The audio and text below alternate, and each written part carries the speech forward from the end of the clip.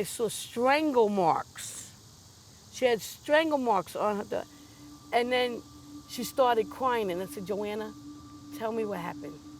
And then she showed me her hip. All the skin here was ripped up.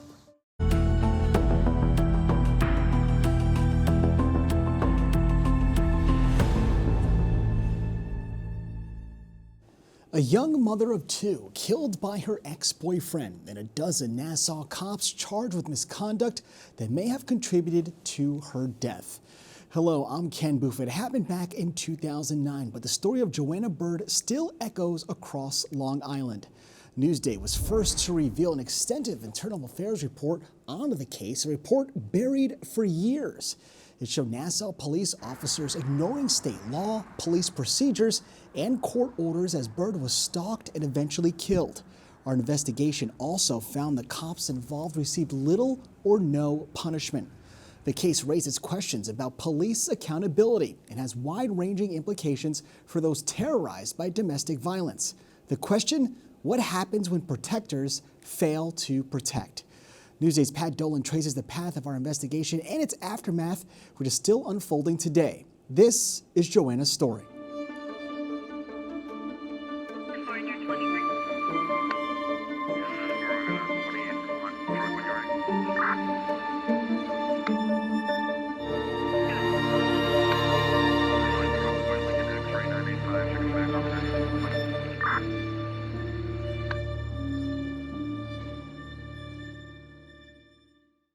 She was funny, and she cared about people. She always had a smile that just lit up everyone's life.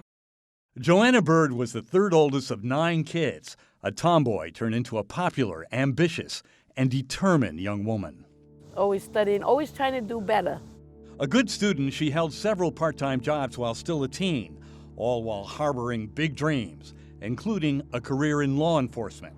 She was going to be a correctional officer. But law enforcement would play a disturbing role in the chain of events that eventually cost her life. I just don't think they did their job. Joanna's life takes a big turn for the worse at age 18 when she starts dating this man. The minute that I seen Joanna, I was caught off track. She was just glowing. Leonardo Valdez Cruz, who friends call Pito. 1 year younger, he was already a gang member with a hefty rap sheet. But Pito was struck with Joanna when he met her while hanging out with her brothers. He turned up the charm. But he's so nice. He was buying the flowers, and he was buying the teddy bears. Joanna was skeptical, but she was soon to be a teenage mom. The father, a soldier assigned to Iraq and out of the picture. Pito made it clear he wanted to be a dad to her new daughter, Nana. Within 2 years, they had a child of their own, Leo. This is me, Joanna, little Leo, and Nana. We took a family photo together. Love, though. It was really built on love. Once she became his girl, he started getting possessive. But according to Joanna's family, Pito, a PCP addict, soon showed his dark side, growing possessive, asking jealous questions. He began stalking her. He would be hiding behind a car, hiding in the bush, or hiding on the side of the house. And it got worse from there. And he had a taser, and he used to tase her and tell her how much he was going to kill her. Pito's anger leads to even more violence. At one point, he tries to force her into the trunk of her car at gunpoint, then begins choking her. To save her own life, she falsely tells him what he desperately wants to hear, that she wants him back as her boyfriend. Back at home, Joanna's mom notices something is very wrong. And I saw strangle marks. She had strangle marks on her, and then she started crying, and I said, Joanna, tell me what happened. And then she showed me her hip. All the skin here was ripped up. Joanna's mother drives her to the NUMC emergency room where she meets police. Astoundingly, Pito also shows up. Cops immediately arrest him, but Pito is released in a week after Joanna fails to appear at a court hearing. We could not prove, that he either intimidated her or threatened her or did anything to her in the face of her silence and uncooperation. She probably was scared. He probably told her something. Maybe he would harm someone or somebody if she testified. Pito is now back on the street and in a jealous rage, suspecting that Joanna is seeing other men.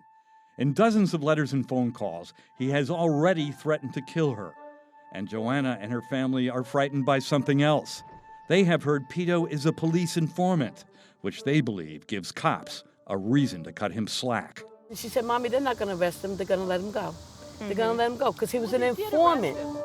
Next, what police did and did not do as Joanna's ex gets even more out of control.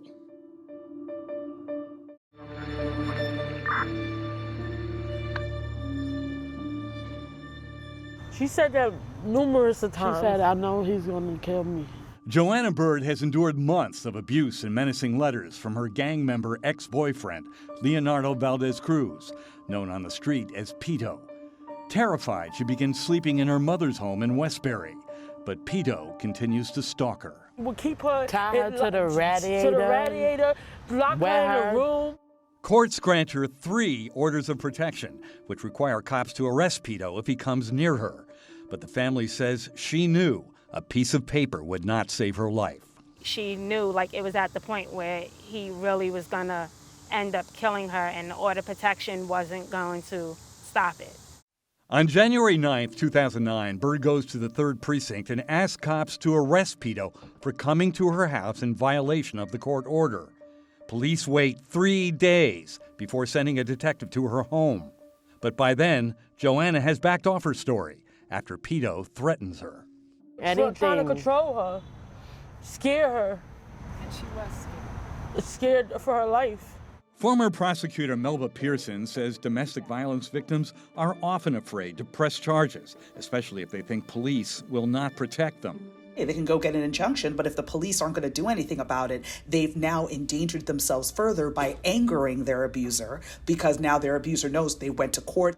The stalking continues. On the night of March 14th, police are called to the Bird family home 3 times. Pito has barged in, threatened Joanna with a knife, and tried to smother her with a pillow. Each time, officers refuse to arrest him. Instead, they simply tell him to leave. And all the cops would ever say was, take a walk, Pito. Go take a walk. Get out of here. They should have clearly made an arrest here. Author and retired NYPD Captain John Eterno says cops had a legal duty to arrest Pito for violating Joanna's order of protection. There was a number of incidents where the officers did not do proper paperwork, they didn't do an investigation, they looked like they were trying to attempt to not make an arrest when an arrest was absolutely required. A few days later, police do arrest Pito after he makes an illegal U-turn while driving without a license. But Pito has a get-out-of-jail card. According to a confidential police disciplinary report, he offers a detective tips on drugs and guns in Westbury, including a robbery involving Joanna's brother, Jonathan.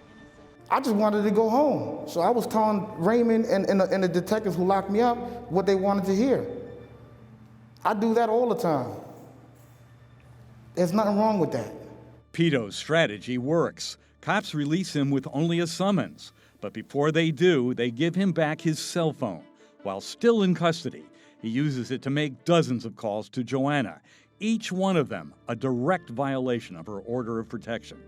Violates the law, it violates policy, it violates common sense. Meanwhile, Pito is free again, driven by rage, and determined to make good on his threats. Cops have missed yet another chance to put him behind bars, and even helped him torment his victim. Joanna Bird has only days to live.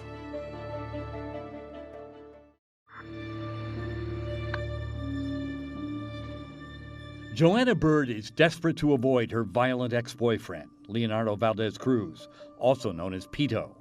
Cops have repeatedly failed to arrest him for violating her order of protection, and she is convinced that at any moment, he will make good on his promises to kill her. We'd ride past the cemetery.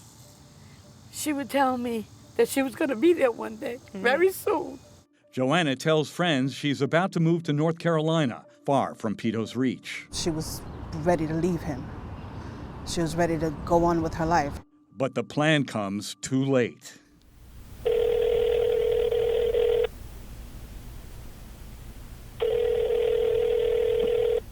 On March 19th, it is a cold, rainy day. Joanna calls her mother, who is at home with Joanna's sister, Melissa. Joanna is terrified. So Mommy, help me. Help me. He's in the house. I can't get out. And He's me and my mom. Help me. Help me. Melissa calls 911. My sister's boyfriend is in our house and he won't let her come outside. Melissa and her mother race to Joanna's house in Newcastle, blowing every stop sign. Joanna's door is locked and there is no answer. Police arrive, but to the family's total horror, cops refuse to enter the home. We're telling the officers, we know she's inside and we know she's hurt. If you could just open the door, if you could just kick down the door and go in there. He's like, it's protocol, I can't go in there. We can't do that. With no answer from inside, police decide it's a possible hostage situation. So they wait for a SWAT team and a hostage negotiator. Minutes seem like hours as the family begs police to take action, but the officers don't go in. A huge mistake, says former NYPD Captain Johnny Turno. There's not even a need for a warrant in this case. The officers should have taken down the door and done their best to save her. But according to the family, cops don't seem to be concerned at all. None of them took it serious. They were laughing, they were cracking jokes. Police deny there was joking, but the mood changes when Pito suddenly calls his sister Oria, who is at the scene. And the police was standing right there, and she said, Pito, what did you do? He said, you know what I did? I told you what I was going to do. Remember when he said that? Yeah. I told you what I was going to do. He said, the body's in the house. Hearing that, cops finally rush in and break down the front door. They find Joanna dead on the stairway, lying in a pool of blood, with deep stab wounds to the head and neck. I just keep thinking they could have saved her if they would have just kicked in the door, instead of standing outside cracking jokes. They should have done more. He shouldn't even have been on the streets. Took an innocent life for nothing, Still hurts that she's gone. Yes, to this day, like I think about her every day. Next, the internal affairs investigation into the cops involved in the case of Joanna Bird and the all-out campaign to keep the results secret.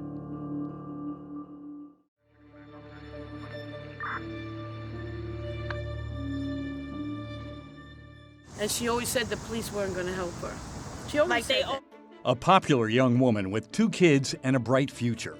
She did everything for us, and she loved us. Fatally stabbed in her own home after being stalked for months by her ex-boyfriend.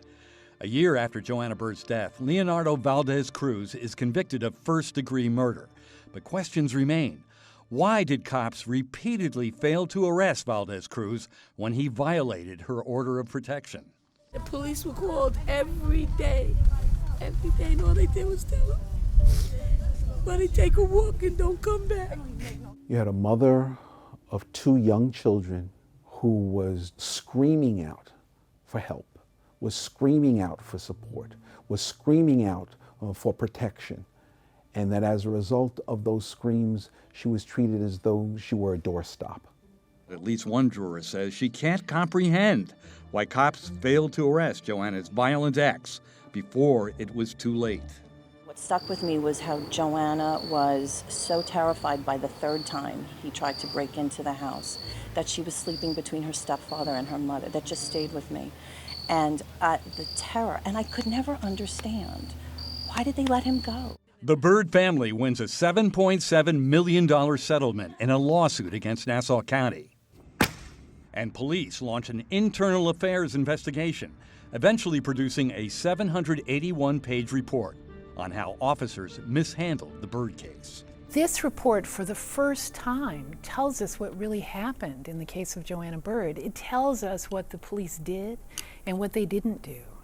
But the details of that report remain officially secret. The county and its police unions argue that under state law, police disciplinary records must be kept confidential to protect the privacy of the officers. They're supposed to protect and serve, not to keep secret. If you don't have accountability and you do things in secret, you can't expect change. In 2020, after the murder of George Floyd, the New York State Legislature votes to change the law and allow public access to police internal affairs records. Even so, Nassau police brass continue to deny Newsday's requests for the records in the Bird case. Many of the documents they do supply are heavily blacked out. I don't think they want people to know how many times they failed. Finally, the secret disciplinary documents are revealed in a strange way. Under Freedom of Information laws, USA Today requests records for a different law enforcement story, and the Nassau DA's office attaches the entire Bird report. USA Today shares it with Newsday's investigative team. And I couldn't believe it. I still shake when I think about it. 14 officers are involved, twice the number previously admitted by the county. Among the dozens of charges, failure to do even the most basic investigative work, such as identifying people on the scene, failure to complete domestic violence reports, falsifying notes, and failure to verify Bird had an order of protection, which, had it been enforced, might have saved her life. But the accused cops catch a break. The county and the PBA cut a deal. For at least 13 of the 14 officers, only one charge is upheld: failure to perform their duty or violating department rules. The department blacks out its decision on Officer Thomas Shevlin, who later becomes president of the Nassau PBA. Sources tell Newsday all but one of the other cops were punished with loss of paid sick and vacation time, from 24 days to just 4 hours. One officer was retrained. None were fired or demoted. The fact that nobody lost their jobs in this case and that nobody was prosecuted in this case shows how invalid the process is when you have the police investigating themselves. I think it would help if people knew what was going on. Joanna Bird's family says they hope exposing Joanna's full story will send a message. There's good cops and there's bad cops. You know what I mean? I believe that. And I think it would make police officers think twice. Meanwhile, Joanna's son, Leo, just 4 when his mom was killed, has blossomed into a high school athlete. His older sister, Nana, named after Joanna, is now studying cosmetology, a profession that reminds her of a mother she had all too little time with.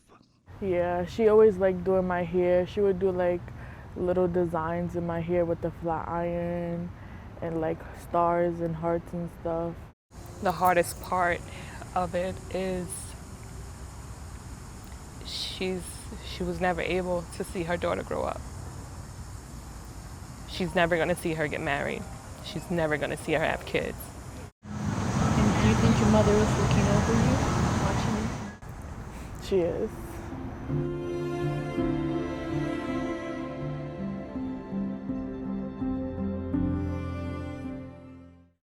Nassau police, the accused officers, and the Nassau PBA all declined comment on this story when we first published it.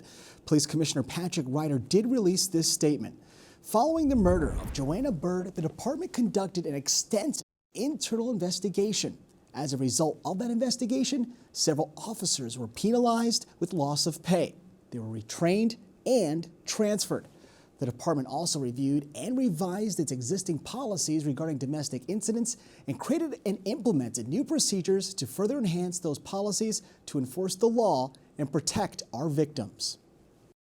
I'm joined by Newsday's own Pat Dolan and Sandra Petty, along with civil rights attorney Frederick Brewington. Now, Fred, could Joanna's death been prevented? There is no question in my mind that the tragic death of Joanna Bird could have been prevented, and it should have been prevented. Instead, she was failed terribly by the Nassau County Police Department, a situation that they had every capability of making sure that it didn't happen. Each time what they did was they gave the would-be killer in this situation support. They allowed him to run loose among the streets, and they even got to a point where they assisted him after picking him up directly after a complaint that was made. Now, Sandra, let's talk about that nearly 800-page report. What stood out most to you? Well, government records tend to be dry and terse, but there were two things that really stood out about this internal affairs report. One was the almost clinical description of these terrifying incidents, these terrifying threats that Joanna Bird faced. And the other thing that stood out was what was missing. It was over and over again, there would be a call and there'd be no response, no referral to supervisors, no referral to services. It was really shocking. Under the law, her assailant should have been arrested at least 6 times, but he never was. The other thing that stood out about this case, and I want to mention this because it's not about the report, it's about the family. We interviewed the family 12 years after Joanna Bird's murder, and what became very clear very fast is that murder never leaves a family. It was as if the murder had happened yesterday. Their grief was so fresh and so raw. Now, Pat, you covered this case closely. What has stayed with you after all these years? Well, I think it's really just what happened. I mean, Joanna Bird was a woman who was subject to a terrifying assortment of physical abuse over a number of years. I mean, she was punched, she was tied to a radiator, she had a gun held to her head, she was subjected to a stream of death threats. And then eventually she took out not 1, but 3 orders of protection. But as Newsday's reporting has shown, time after time, cops responded to 911 calls, but did nothing. Now, we understand that this is not the only domestic violence here on Long Island. Actually, Fred, we have some numbers we want to show you. Pat, what you told me, it's double digits numbers. There it is. Nassau County up 44%, Suffolk County 28%. So, Fred, has there been any real legal changes as a result of this case? Let me just say that orders of protection are pieces of paper. They're supposed to provide action if indeed orders of protection are violated. I see over and over again that orders of protection in Nassau and Suffolk County are just words on paper. There has been, as far as I'm concerned, no real emphasis by the police departments in Suffolk and Nassau to train their officers in a way where domestic calls, which are difficult calls, where domestic requests are made on orders of protection, where calls are made where officers have to come and intervene, where there really has been action taken. Now, Sandra, how are police handling domestic violence cases on Long Island? You heard a little bit from Fred. What other insight can you share? Well, as we know, police see the worst side of society. And as Fred said, domestic violence cases are complicated. But the department did make an effort to make changes after Joanna's death. They have changed the reporting process so that all domestic violence cases go up through the supervisory chain, all the way up to the chief of department, because they want to ensure that there's increased oversight. They've also named a domestic violence liaison to make sure that there's follow-up to try to give these victims services. And they are victims, and that's important to say. Now, it sounds like this is unfortunately something that's going to be gone in a day. So what comes next for Newsday's coverage? How are we staying on this? What's next when it comes to the reporting for this? I think we'll continue to carefully monitor how the number of domestic abuse cases and what policies the police are putting into place. Well, thank you so much, both of you, for joining us. Our own Pat Dolan, Sandra Petty, and civil rights attorney Frederick Brewington. Thank you so much. And of course, you can read the full investigation into this story on our website. It's at newsday.com.